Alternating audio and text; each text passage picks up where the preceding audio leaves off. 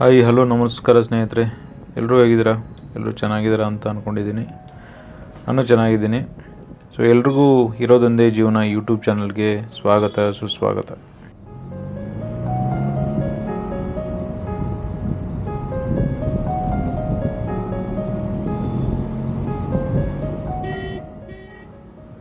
ಇವತ್ತು ನಮ್ಮ ಕಾಶ್ಮೀರ ಪ್ರವಾಸದ 3ನೇ ದಿನ.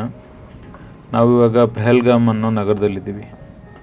ಪ್ರಿವಿಯಸ್ ವಿಡಿಯೋದಲ್ಲಿ ಕಾಶ್ಮೀರದಿಂದ ಪೆಹಲ್ಗಾಮ್ನ ರೋಡ್ ಟ್ರಿಪ್ಪು ಮತ್ತು ಅದರ ಎಕ್ಸ್ಪ್ಲೋರೇಷನ್ ಎಲ್ಲ ಕವರ್ ಮಾಡಿದ್ವಿ. ಈ ವಿಡಿಯೋದಲ್ಲಿ ಚಂದನ್ವಾಡಿನ ಎಕ್ಸ್ಪ್ಲೋರ್ ಮಾಡೋಕ್ಕೆ ಹೋಗ್ತಾ ಇದ್ದೀವಿ. ಬನ್ನಿ ಚಂದನ್ವಾಡಿನ ಎಕ್ಸ್ಪ್ಲೋರ್ ಮಾಡ್ಕೊಂಡು ಬರೋಣ.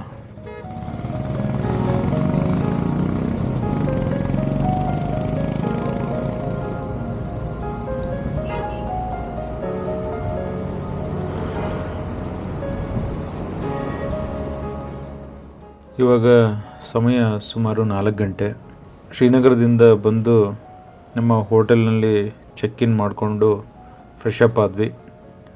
ಸೊ ಇನ್ನೂ ಟೈಮ್ ಇದ್ದ ಕಾರಣಕ್ಕೆ ನಮ್ಮ ಹೋಟೆಲ್ನಿಂದ 15 ಕಿಲೋಮೀಟ್ರ್ ದೂರದಲ್ಲಿರ್ತಕ್ಕಂಥ ಈ ಚಂದನ್ವಾಡಿ ಕವರ್ ಮಾಡೋಣ ಇವತ್ತೇ ಅಂದ್ಕೊಂಡು ಹೊರಡ್ತಾ ಇದ್ದೀವಿ.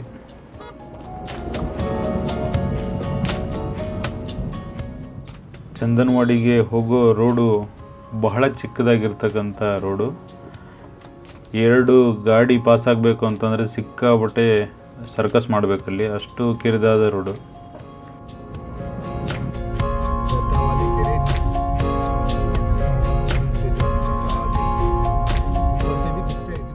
ಚಂದನ್ವಾಡಿಗೆ ಹತ್ತಿರ ಹೋಗ್ತಾ ಹೋಗ್ತಾ ಪರ್ವತಗಳು ಇನ್ನೂ ನಮಗೆ ಹತ್ತಿರ ಅನ್ಸೋಕ್ಕೆ ಸ್ಟಾರ್ಟ್ ಆಗುತ್ತೆ.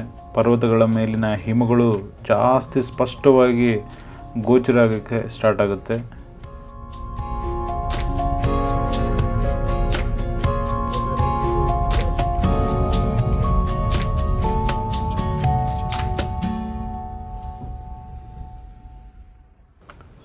ಚಂದನ್ವಾಡಿಗೆ ಹೋಗೋ ದಾರಿಲಿ ಮಾರ್ಗ ಮಧ್ಯೆ ನಮಗೆ ಬೇತಾಬ್ ವ್ಯಾಲಿ ಸಿಗುತ್ತೆ. ಬೇತಾಬ್ ಕಣಿವೆ ಇದು ಅತ್ಯಂತ ದೊಡ್ಡದಾದ ಒಂದು ಕಣಿವೆ ಅಂತ ಹೇಳ್ಬೋದು. ಬಟ್ ಇದ್ರ ಬಗ್ಗೆ ನಾನು ನಿಮಗೆ ಆಮೇಲೆ ತಿಳಿಸ್ಕೊಡ್ತೀನಿ. ಬಟ್ ಇದನ್ನ ನಾವು ಎಕ್ಸ್ಪ್ಲೋರ್ ಮಾಡೋಕ್ಕೆ ಹೋಗ್ತಾ ಇಲ್ಲ. ಮೇಲಿಂದನೇ ನಮ್ಮ ಡ್ರೈವರ್ ನಮಗೆ ಇದನ್ನು ತೋರಿಸ್ತಾನೆ ನೋಡಿ ಅಂತ. ಸೊ ಒಂದು ಗ್ಲಿಮ್ಸ್ ತೋರಿಸ್ತಾ ಇದ್ದೀನಿ ನಿಮಗೆ. ಸೊ ನೋಡ್ಕೊಂಬನ್ನಿ.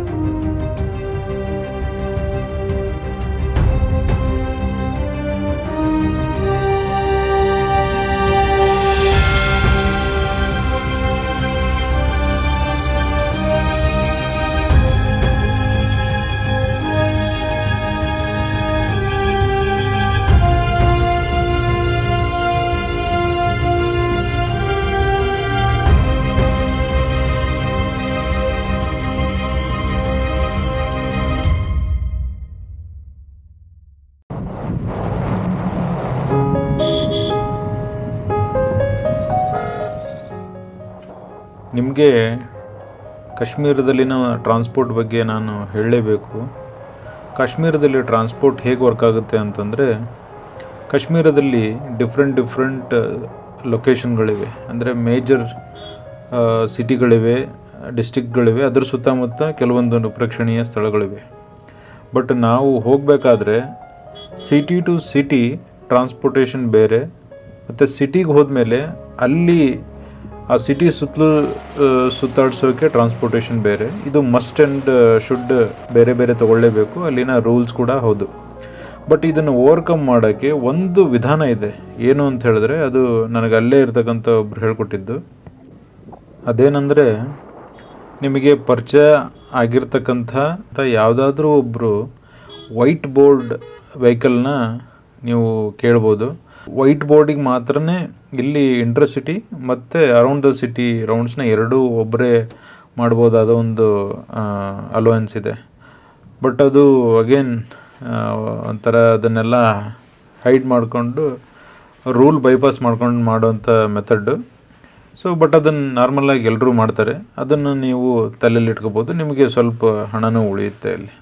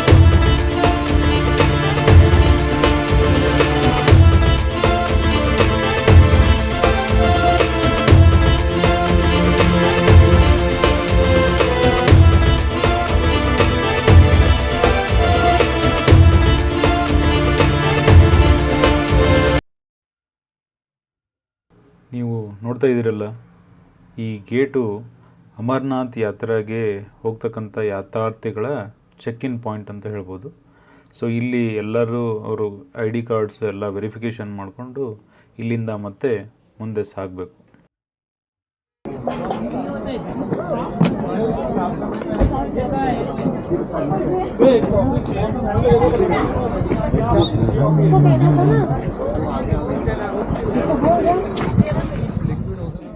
ನಾವೀಗ ಚಂದನ್ವಾಡಿ ವ್ಯಾಲಿ ಪಾಯಿಂಟ್ ಕಡೆ ನಡ್ಕೊಂಡು ಹೋಗ್ತಾ ಇದ್ದೀವಿ. ನಮ್ಮ ಕ್ಯಾಬ್ಗಳು ಎಲ್ಲ ಒಂದು 100 ಮೀಟ್ರ್ ದೂರದಲ್ಲಿ ಪಾರ್ಕಿಂಗ್ ಆಗಿರುತ್ತೆ. ಅಲ್ಲಿಂದ ನಡ್ಕೊಂಡು ಹೋಗಬೇಕಾಗುತ್ತೆ. ದಾರಿಯ ಪಕ್ಕದಲ್ಲಿ ಎಲ್ಲ ಥರದ ಶಾಪ್ಗಳಿರುತ್ತೆ ನಿಮಗೆ. ಅಲ್ಲಿ ಬೇಕಾಗಿರ್ತಕ್ಕಂಥ ಚಳಿ ತಡ್ಕೊಳ್ತಕ್ಕಂಥ ಉಣ್ಣೆ ಅಥವಾ ಲೆದರ್ ಜಾಕೆಟ್ಗಳು ಸಿಗ್ತವೆ, ಕೆಲವೊಂದು ಆಹಾರಗಳಿಗೆ ಸಿಗ್ತವೆ, ಮ್ಯಾಗಿ, ಪಕೋಡ ಈ ಥರದ್ದು. ಸೊ ಅದಕ್ಕಿಂತ ದಾಟಿ ಎಲ್ಲ ಮುಂದೆ ಹೋಗ್ತಾ ಹೋಗ್ತಾ ನಿಮಗೆ ಇಷ್ಟೊತ್ತು ನೋಡ್ತಾ ಇದ್ದ ನಾವು ಹಿಮ ಬಿದ್ದಿದ್ದ ಏನು ಪರ್ವತ ನೋಡ್ತಾ ಇದ್ವಿ, ಅದು ತೀರ ಹತ್ತಿರ ಬರುತ್ತೆ. ಅದರ ಮೇಲೇ ನಾವು ಹೋಗ್ತೀವಿ ಇವಾಗ. ಬನ್ನಿ, ನಂದು ಫಸ್ಟು ಹಿಮದ ಎಕ್ಸ್ಪೀರಿಯೆನ್ಸು ಹೇಗಿರುತ್ತೆ ಅಂತ ನೋಡಿ ನೀವು ಎಂಜಾಯ್ ಮಾಡಿ.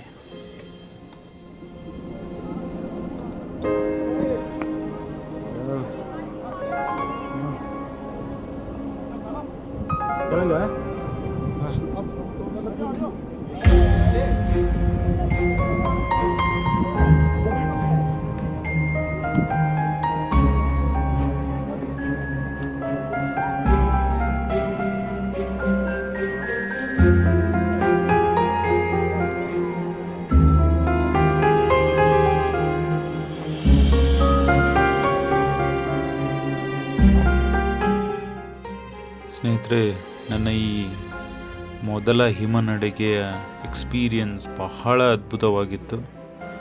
ಇದನ್ನು ಎಕ್ಸ್ಪ್ಲೇನ್ ಮಾಡಲಿಕ್ಕೆ ವರ್ಡ್ಗಳಿಂದ ಸಾಧ್ಯವೇ ಇಲ್ಲ, ಅಷ್ಟು ಅಷ್ಟು ಅದ್ಭುತವಾದ ಎಕ್ಸ್ಪೀರಿಯೆನ್ಸು. ಮೋಸ್ಟ್ಲಿ ಲೈಫ್ ಟೈಮಲ್ಲಿ ಒಂದು ಸರಿನಾದರೂ ಈ ಥರ ಎಕ್ಸ್ಪೀರಿಯೆನ್ಸ್ ಮಾಡಬೇಕು.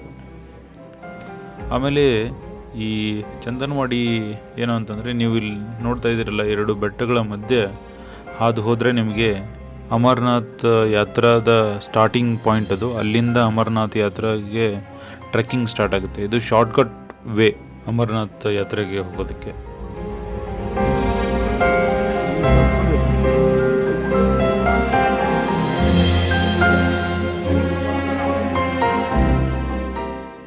ಸದ್ಯಕ್ಕಿಲ್ಲಿ ಟೆಂಪ್ರೇಚರ್ ಎಷ್ಟಿದೆ ಅಂತಂದರೆ -2 ಡಿಗ್ರಿಯಿಂದ -5 ಡಿಗ್ರಿವರೆಗೂ. ಯೋಚನೆ ಮಾಡ್ಬೋದು ನೀವು, ನಾವು 10 ಡಿಗ್ರಿಗೇ ಎಷ್ಟು ನಡುಗ್ತಾ ಇರ್ತೀವಿ, ಮೈನಸಲ್ಲಿದ್ದರೆ ಎಷ್ಟು ಚಳಿ ಇರುತ್ತೆ ಅಂತ. ಅದರ ಅಪ್ರಾಪ್ರಿಯೇಟಾಗಿ ಬಟ್ಟೆಗಳನ್ನು ಹಾಕೋಬೇಕು, ಇಲ್ಲಾಂದರೆ ಸಿಕ್ಕಾಪಟ್ಟೆ ಶೀತದಿಂದ ಅನಾರೋಗ್ಯ ಉಂಟಾಗ್ಬೋದು.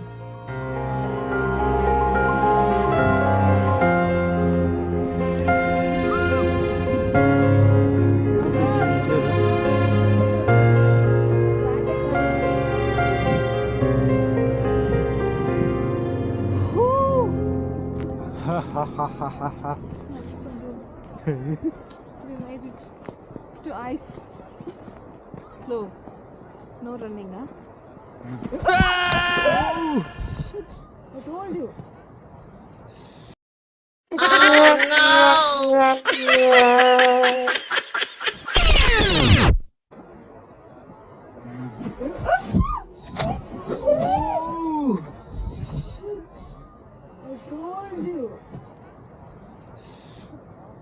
ಸುಮ್ಮನೆ ನಾವು ಬ್ಯಾಲೆನ್ಸ್ ಮಾಡ್ಕೊಂಡೆ ಎತ್ತಾಗಾರ ನೋ ರನ್ನಿಂಗ್ ಅಂತ ಹೇಳಿ. You should not run. ನೋಡಿದ್ರಲ್ಲ ಸ್ನೇಹಿತರೆ, ಹೆಂಗೆ ಸರಿಯಾಗಿ ಬಿದ್ದೆ ಅಂತ.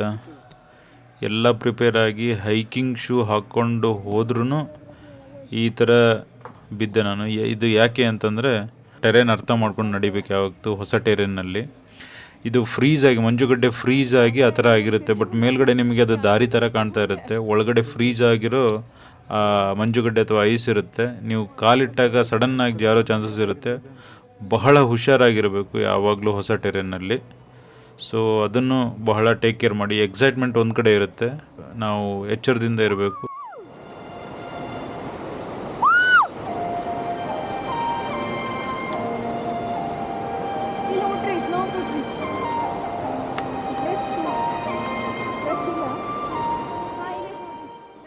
ಇವಾಗ ನೀವು ನೋಡ್ತಾ ಇದ್ದೀರಲ್ಲ, ಇದನ್ನು ಗ್ಲೇಷಿಯರ್ ಅಂತ ಕರೀತಾರೆ.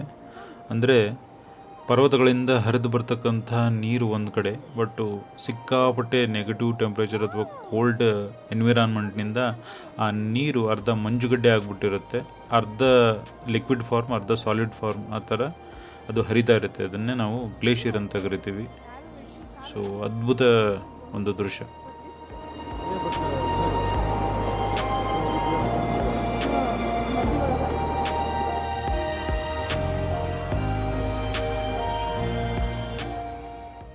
ಸ್ನೇಹಿತರೆ, ನಿಮಗೆಲ್ಲರಿಗೂ ಈ ಸುಂದರ ಚಂದನವಾಡಿ ಇಷ್ಟ ಆಗಿದೆ ಅಂತ ಅಂದ್ಕೊಂಡಿದ್ದೀನಿ. ಈ ವಿಡಿಯೋನ ಇಲ್ಲಿಗೆ ಮುಗಿಸ್ತಾ ಇದ್ದೀನಿ. ಮುಂದೆ ಮತ್ತೊಂದು ಸಂಚಿಕೆಯಲ್ಲಿ ಮತ್ತಷ್ಟು ಸುಂದರ ತಾಣಗಳೊಂದಿಗೆ ನಿಮಗೆ ಸಿಗ್ತೀನಿ. ಅಲ್ಲಿಯವರೆಗೂ ಎಲ್ರಿಗೂ ನಮಸ್ಕಾರ. Thank you.